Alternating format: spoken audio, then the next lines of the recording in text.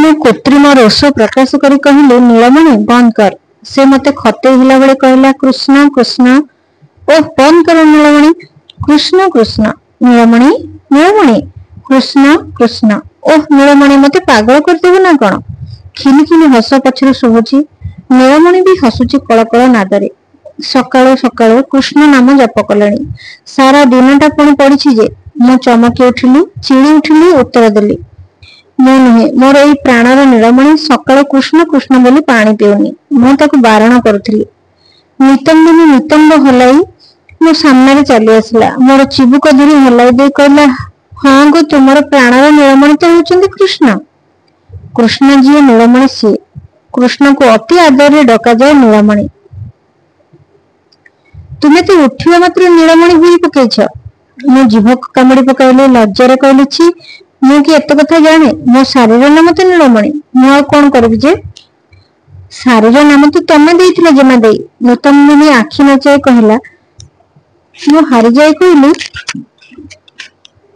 ହଁ ମୁଁ ତାର ନାମ ଦେଇଥିଲି, କିନ୍ତୁ କାହିଁକି କେଜାଣି ତାର ନାମ ଭିତରୁ ନୀଳମଣି ନାମଟି ମତେ ଭଲ ଲାଗିଲା। ମୁଁ ଜାଣିନି। ଯେଉଁଦିନ ମୋ ଶାରୀର ନାମକରଣ ଉତ୍ସବ ହେଲା, ସେଦିନ ରାଜକବି ଏତେ ଗୁଡ଼ିଏ ନାମ ତ ତାଲିକା କରି ଆଣିଥିଲେ, ଏଇ ନାମଟି ମୋ କାନକୁ ଏତେ ସୁନ୍ଦର ଶୁଭିଲା କାହିଁକି ମୁଁ ଜାଣିପାରୁନି।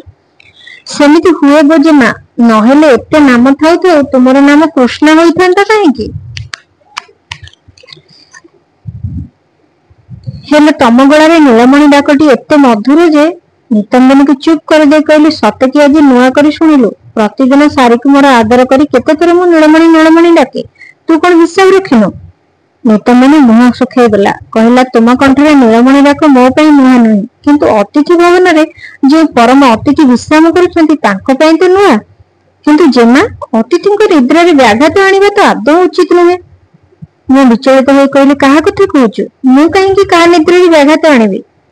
ନିତମ୍ବିନୀ ଆଖିରେ ଦୁଷ୍ଟାମୀର କଟାକ୍ଷ ହାଣି କହିଲା, ତୁମର ଆହ୍ଲାଦ ଭରା ନୀଳମଣି ଡାକ ସାଙ୍ଗକୁ ତୁମ ନୀଳମଣିର ମଧୁର କୃଷ୍ଣ ନାମ ଅତିଥି ଭବନରେ ଏମିତି ଗୁଞ୍ଜରି ଉଠିଲା ଯେ ବିଚରା ଅସଲ ନୀଳମଣି ଫୁଲର ସୁଗନ୍ଧରେ ମଧୁପ ପଥହରା ହେଲା ଭଳି ବାତୁଳ ପ୍ରାୟ ହେଉଛନ୍ତି। ସେ ବୁଝି ପାରୁନାହାନ୍ତି ଏମିତି ଆଦରରେ ହୃଦୟର ସବୁ ମମତା ନିଗଡ଼ି ତାଙ୍କୁ କିଏ ଡାକୁଛି। ସତ୍ୟମ ଜେମା, ତୁମର ସ୍ୱର ଆଉ ତୁମ ନୀଳମଣିର ସ୍ୱର ଦୂରରୁ ଜମା ବାରି ହେଉନି।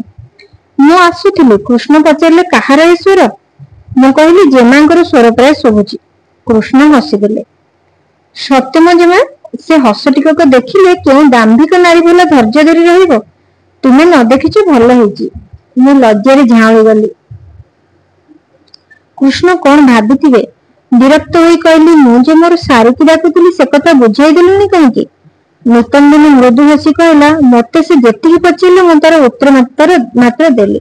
ଏତେ ବଡ଼ ଲୋକଙ୍କୁ ଉପରେ ପଡ଼ି ଏତେ କଥା କହିବାକୁ ମୋର କେମିତି ସାହସ ହବ? ମୁଁ ଆସ୍ତେ ପଚାରିଲି, କୃଷ୍ଣ ଆଉ କଣ ସବୁ ପଚାରିଲେ?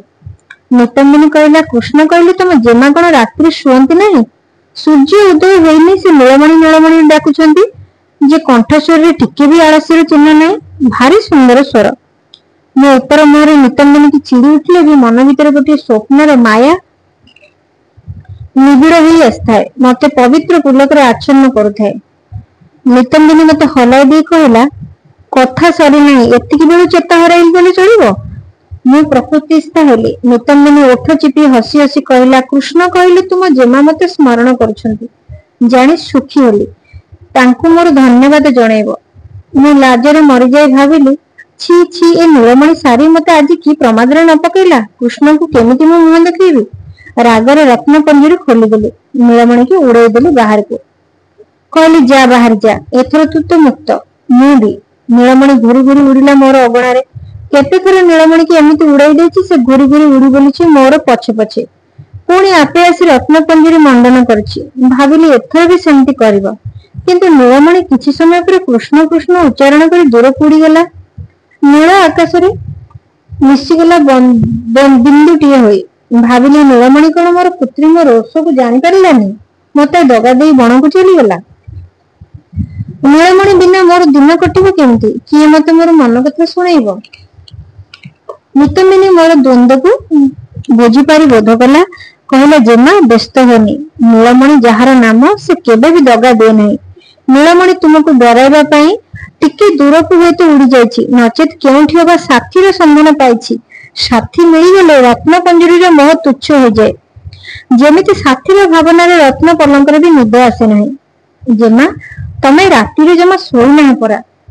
ଆଖି ଦୁଇଟାରେ ଗତ ରାତିର ସ୍ୱପ୍ନ ଏତେବେଳେ ଯାଏ ଭାସୁଛି।